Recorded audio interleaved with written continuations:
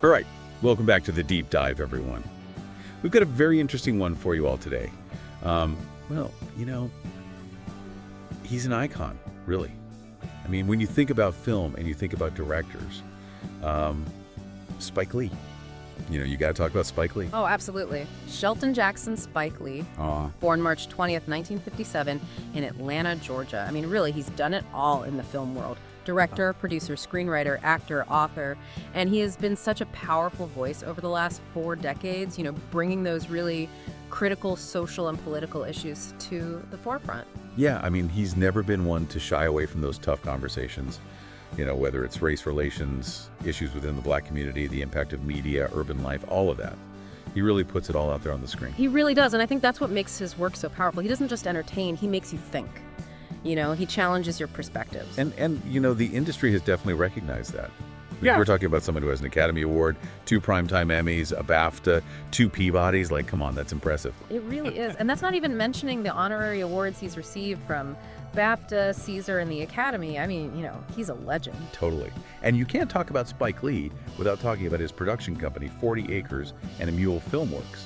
Since 1983, they've put out over 35 films. I mean, that's a serious body of work. Right. It's just remarkable. And speaking of that body of work, let's go back to the beginning, back to his roots. Spike Lee, he had a really strong educational foundation. He started at Morehouse College, a historically Black college. Made his first student film there, Last Hustle in Brooklyn. That's cool. It's interesting how these filmmakers often get their start with those early student projects, just like a testing ground for their ideas. Exactly. And he continued his film studies at Clark Atlanta University before eventually landing at NYU's Tisch School of the Arts, where he earned his MFA in film and television. And, Tisch is a powerhouse, it's where a lot of great filmmakers come from. Oh, yeah, for sure. I mean, you could really see that training reflected in his work, even in his early stuff, like his master's thesis film from '83, Joe's Bed-Study Barbershop, We Cut Heads. I mean, that film was a big deal. Huge. It was actually the first student film to be showcased at Lincoln Center's New Directors, New Films Festival. And get this, Ang Lee and Ernest R. Dickerson, also future amazing directors, worked on that film with him as students. It won a Student Academy Award, and the score was done by his father, Bill Lee. So it was a real family affair. Wow. It really does feel like there was a sense of destiny with that film, like all these future titans of cinema working together. It's amazing, isn't it? And from there, he made his debut feature film, She's Gotta Have It, 1986, black and white film about a woman dating 3 men, and Spike, he did it all, wrote it, directed it, produced it, starred in it, edited it, on a shoestring budget, too. That independent spirit. Gotta admire that, the drive to just go out there and make it happen. Oh, yeah. And it was a huge success, over $7 million at the box office. I mean, that was unheard of for an independent film back then, especially one by a Black director. Absolutely. And it wasn't just the financial success. She's got to have, it helped usher in, alongside Jim Jarmusch's Stranger Than Paradise, what we know today as the American independent film movement. It was a turning point. It really was. It had a ripple effect throughout the industry, and not just in the independent scene. It was really crucial in changing the way Black people were portrayed in cinema. Yeah, he moved away from those stereotypical depictions that were so common. He showed intelligent, ambitious Black men and women living their lives in the city. It was refreshing. It was. And then in 1988, he came out with School Days, a musical drama that looked at the Black college experience. And then, of course, 1989, Do the Right Thing.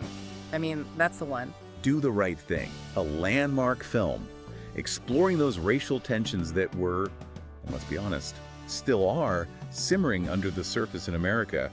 And, set during a really hot summer in Brooklyn, just adds to the intensity of it all. And that cast, Spike Lee himself, Danny Aiello, Bill Nunn, Ozzie Davis, Ruby Dee, Giancarlo Esposito, Rosie Perez, John Turturro, and even early appearances from Martin Lawrence and Samuel L. Jackson. What a lineup. It's incredible, and it got rave reviews. Siskel and Ebert, they both called it the best film of 1989. They both included it in their top films of the decade lists, and Ebert even put it on his great movies list. That's huge praise. I mean, coming from those two, that's as good as it gets. But here's the thing. No Best Picture nomination at the Academy Awards, no Best Director nomination for Spike. I know, it was so controversial. Kim Basinger, she was presenting that night, and she even publicly stated that Do the Right Thing deserved a Best Picture nomination. She was blown away by its honesty. And then, to add insult to injury, Driving Miss Daisy wins Best Picture that year, a film that, dealt with race, but in a much different, more, let's say, palatable way. Yeah, a lot of people saw that as a major snub. Yeah. A real missed opportunity for the Academy to recognize a truly groundbreaking film. And it really speaks to a bigger issue, doesn't it? About whose stories get told, whose stories get recognized, particularly when it comes to race. Absolutely. And Spike has been very vocal about that. He said that the success of a film like Driving Miss Daisy, which he saw as relying on stereotypes, was more painful than just not getting nominated. Yeah. It really stung. Yeah, I can understand that. It's one thing to not get recognized, but to see something that you view as perpetuating harmful tropes win instead, Yeah, that's tough. for sure. So moving on to the 1990s, Spike continued to explore these important themes. In 1990, he released Mo Better Blues, and this marked his first collaboration with Denzel Washington. A pairing that would become legendary in cinema history. Absolutely. But Mo Better Blues also attracted some controversy. There were accusations of anti-Semitism regarding how the club owners were depicted in the film.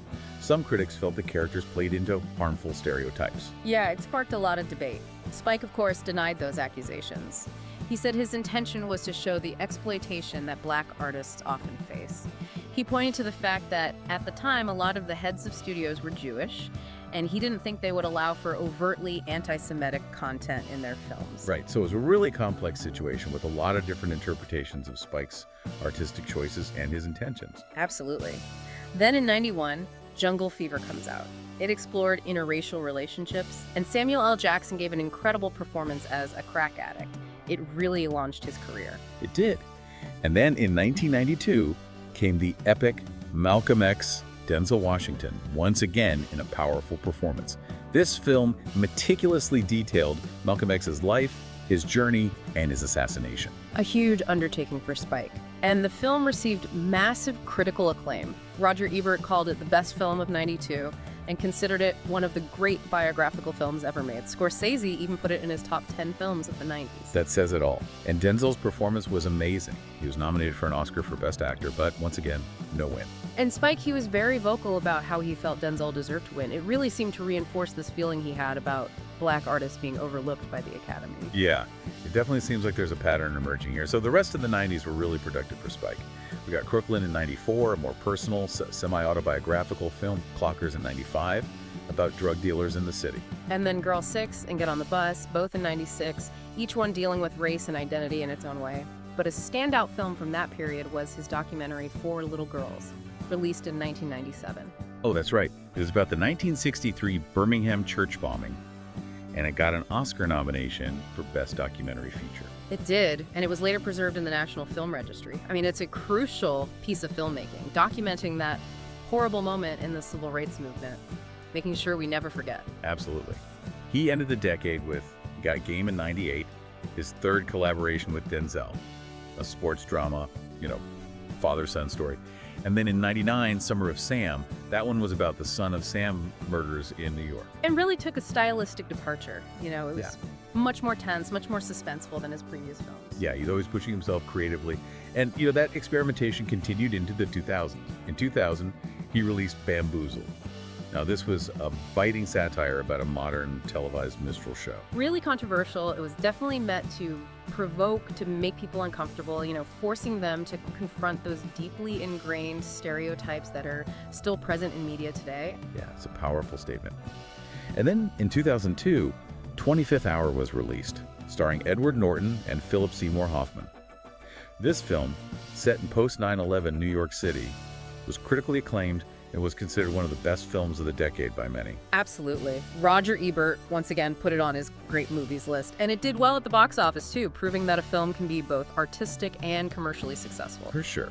Sadly, his 2004 film, She Hate Me, didn't fare so well. They received mostly negative reviews. Yeah, I mean, you can't win them all, right? But Spike, he bounced back in 2006 with Inside Man. That was a studio heist thriller starring Denzel Washington, Jodie Foster, and Clive Owen. And it was a hit, both critically and commercially. And it was kind of a departure for Spike, more of a genre film. Yeah, but it showed that he could work within different genres, appeal to a wider audience, and still maintain his unique directorial voice. Then, in 2007, he received the Directing Award from the San Francisco International Film Festival. And in 2008, he received the Wexner Prize, a huge honor in the arts. That's right. And that same year, he released Miracle at St. Anna. It was a World War II drama about an all-black U.S. Army division fighting in Italy. And that film actually led to a pretty public disagreement between Spike and Clint Eastwood. Yeah, Clint Eastwood, he'd made those World War II films, Flags of Our Fathers and Letters from Iwo Jima, and Spike was critical of the lack of black soldiers in those films. He felt there was a misrepresentation of history. Right, and Eastwood didn't take kindly to that criticism. It told Spike to shut his face, and there was a whole back and forth in the media. They eventually made up, but it was a tense moment. Yeah, those conversations about representation in war films, they're always sensitive. Absolutely. So, moving into the 2010s, Spike kept busy. He directed Red Hook Summer in 2012, revisiting his iconic character Mookie. And in 2013, he received the Dorothy and Lillian Gish Prize, a major recognition of his contributions to film. That's right, a huge honor. But that same year, he also directed a remake of Old Boy, and that seemed to be a pretty difficult experience for him. Oh yeah, it was. Apparently, the studio re-edited the film against his wishes, and he was so unhappy with the final product that he removed his usual Spike Lee joint credit from the film. Wow. You can really tell that he's passionate about his work, and having his vision compromised like that must have been really tough. Absolutely. But he didn't let that stop him. He went on to independently fund Day Sweet Blood of Jesus in 2014 through Kickstarter. He went straight to the people. That's pretty cool. And then in 2015, he received an honorary Academy Award for his lifetime achievement in filmmaking. I mean, that's the big one. It was a huge moment, and it was presented by 3 of his frequent collaborators, Wesley Snipes, Denzel Washington, and Samuel L. Jackson. A really fitting tribute to his legacy. Absolutely. That same year, he also directed the My Career story mode in the video game NBA 2K16. It's a cool example of him branching out and exploring new mediums. Always experimenting, always pushing boundaries, and then he really returned to form in 2015 with the musical drama Chirac. Yes, Chirac. A modern adaptation of Aristophanes' Lysistrata set in Chicago and tackling those really tough issues of gun violence, race, and gender. It got mostly positive reviews, a lot of people praising its ambition and its relevance to current events. Absolutely. It really sparked important conversations. And then in 2018, he made BlacKkKlansman. Oh man, what a film. A true crime drama set in the 1970s about a black police officer who infiltrates the Ku Klux Klan. It premiered at Cannes and won the Grand Prix. And it was almost universally praised for its sharp social commentary and its, unfortunately, very timely relevance. It really resonated with audiences and critics alike. It did. And in 2019, Spike won his first competitive Oscar for Best Adapted Screenplay for BlacKkKlansman. He was also nominated for Best Picture and Best Director. A big night for Spike. Even though he didn't win those other 2 awards, seeing him win that Oscar was a really powerful moment. Yeah. And his reaction to Green Book winning Best Picture that year was pretty memorable. He said, "Every time somebody's driving somebody, I lose," referencing Driving Miss Daisy. Yeah, it was a funny line, but it also highlighted that even after all these years, some of those same patterns of recognition or lack thereof still persist. Definitely food for thought. In 2020, Spike released his Vietnam War film, Da 5 Bloods, on Netflix. Yeah, that one starred Delroy Lindo and sadly Chadwick Boseman in his final film role. It followed these black veterans who go back to Vietnam, looking for their fallen squad leaders' remains and a buried treasure. It came out right at the beginning of the pandemic, so its release was a little overshadowed, but it still received a lot of critical acclaim. It did.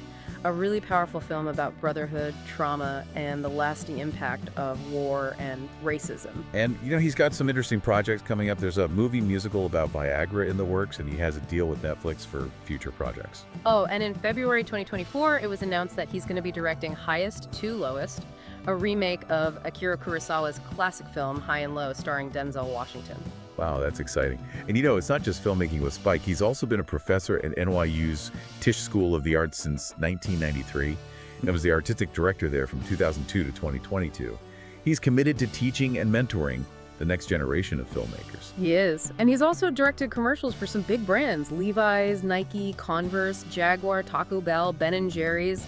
I mean, who could forget those iconic Nike ads with Mars Blackmon and Michael Jordan? They're still so memorable. Oh, for sure. And it's interesting, when he was asked about the violence associated with Air Jordans at the time, he didn't blame the manufacturer. Instead, he talked about the societal issues, that lead young people to put so much value on material things. He always goes deeper, always trying to get to the root of the problem. Yeah. So his films are known as Spike Lee joints. He's got those signature closing credit phrases like, "By any means necessary, ya dig, show enough." But for Old Boy, he just used a Spike Lee film, which is a pretty clear sign of his dissatisfaction with the studio's interference. Absolutely. And, throughout his entire career, there are these recurring themes in his work. Race relations, colorism within the Black community, the role of media, urban crime, poverty, political issues. He never shies away from those tough conversations. He doesn't, and he does it all with his own unique visual style. Those dolly shots that make the characters look like they're floating, those Dutch angles, that vibrant use of color. You can always tell when you're watching a Spike Lee film. Exactly. He's inspired by filmmakers like Elia Kazan and Martin Scorsese. He even became friends with Scorsese after going to a screening of one of his early films. That's cool. And on a more personal note, he married Tanya Lewis Lee in 1993. They have 2 children together. And he's a big New York sports fan. Knicks, Yankees, Rangers, Giants. He even had a bit of a rivalry with Reggie Miller of the Indiana Pacers, which was documented in an ESPN film. He's a big Arsenal fan too, and he sued Spike TV over the use of his nickname Spike. I mean, the man loves his name. He does. And recently, he's been a big supporter of the WNBA's New York Liberty. He's a New Yorker through and through. Absolutely. And politically, he's always been outspoken. He had that controversial comment about Charlton Heston, which he later said was a joke, but it still stirred things up. He's talked about Hurricane Katrina, supported Bernie Sanders and Kamala Harris. He even made a short film, New York, New York, during the pandemic. He's not afraid to share his opinions, even if they're controversial. And he's had his share of online missteps. In 2012, he accidentally tweeted out the wrong address for George Zimmerman, the man who shot Trayvon Martin. Oh, that was a big deal. It led to threats against the people living at that address, and Spike ended up having to apologize and settle with the family. A good reminder that, even with good intentions, things can go wrong online very quickly. Yeah, a cautionary tale about the power of social media. And Spike has also been involved in other public debates. His criticism of Clint Eastwood, the discussion about how he portrays women in his films, his defense of figures like Woody Allen, Michael Jackson, and Nate Parker, who've all faced serious allegations. It's interesting, isn't it, how his work and his opinions often spark these wider conversations about representation, responsibility, and justice. It's all interconnected. For sure. So, to recap, Spike Lee's career has been full of awards and accolades. An Academy Award, Emmys, BAFTAs, Peabodys, a Student Academy Award, Black Reel Awards, recognition at the Berlin International Film Festival. He's even had 5 of his films preserved in the National Film Registry. And don't forget the Palme d'Or nominations at Cannes and the Grand Prix win for BlacKkKlansman.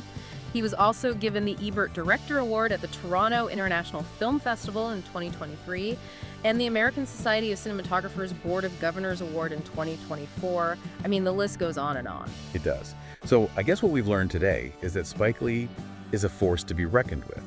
He's a filmmaker who isn't afraid to push boundaries, to challenge audiences, to spark debate. He's a true original. Absolutely. He's a visionary storyteller who's made an indelible mark on cinema, and his work will continue to be relevant and impactful for generations to come. Yeah. And on that note, here's something for you to think about. How has Spike Lee's way of blending entertainment with social commentary influenced other filmmakers and storytellers? Yeah. What responsibility do artists have to reflect and challenge the world around them? Something worth considering. It is, and that's what makes Spike Lee such a compelling figure. He forces us to think, to engage, to question. And that's a powerful thing. It is. Well, that's all the time we have for today. Thanks for joining us for another deep dive.